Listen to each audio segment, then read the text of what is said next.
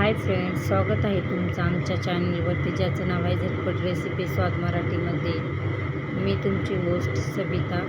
तर चला, आज आपण बघणार आहोत इडली रेसिपी. यासाठी मी तांदूळ घेतलेले आहेत. तांदूळ साधेच आहे, यामुळे इडली छान होते.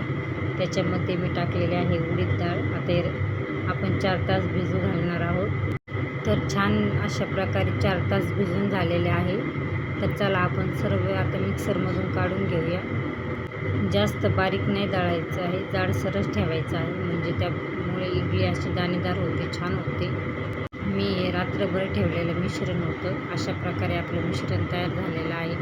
तुम्ही बघू शकता, छान प्रकारे असे फुगलेलं आहे. तर चला, आता आपण याच्या इडल्या करून घेऊया. तर मी यामध्ये टाकलेलं आहे मीठ चवीनुसार. सर्व एकत्र करून घ्यायचं आहे आणि पाणी ठेवलेलं आहे गरम करायला इडलीच्या भांड्यामध्ये. ते गरम करायचं आहे छान, आणि याला तेल लावून घ्यायचं आहे, म्हणजे इडल्या चिकटणार नाही. छान असं तेल लावून मग त्याच्यामध्ये आपण सेट करणार आहोत इडली बॅटर. तर चला, इडली तयार होईपर्यंत तुम्ही आमच्या चॅनलवरती जा आणि आम्हाला लाईक आणि सबस्क्राईब जरूर करा. फॉलो करायला विसरू नका. आणि तुम्हाला ही रेसिपी आवडली असेल तर मला कमेंटमध्ये नक्की सांगा. आणि तुम्ही हा व्हिडिओ कुठून बघताय मला कमेंटमध्ये सांगा. अशा प्रकारे सर्व व्यवस्थित ठेवून त्यावरती आपल्याला झाकण ठेवायचं आहे, आणि कमी गॅसवरती आपली 10 ते 15 मिनटामध्ये इडली तयार होणार आहे. बघा, अशी 10 ते 15 मिनटामध्ये इडली तयार झालेली आहे.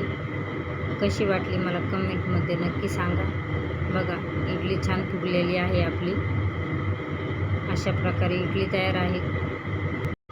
तर आता आपण काढून घेऊया. बघा, पूर्ण निघलेली आहे, चिकटली नाही, काही नाही. इडली छान तयार झालेली आहे, जाळीदार इडली तयार आहे. तर आता इडली तयार झालेली आहे. आपण आता चटणीची रेसिपी बघूया. छान अशी अण्णा स्टाईल चटणी करणार आहोत आपण आज.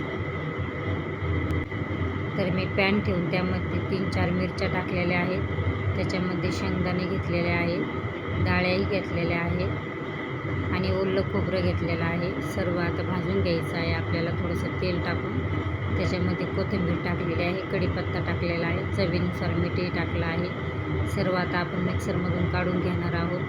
बघा, अशा प्रकारे आपली चटणी तयार आहे. आता आपण तिला फोडणी देऊया. तर मी फोडणीसाठी घेतलेलं होतं मोहरी आणि कढीपत्ता, याची फोडणी दिलेली आहे. बघू शकता, अशा प्रकारे आपली इडली चटणी तयार आहे. कशी वाटली कमेंटमध्ये नक्की सांगा.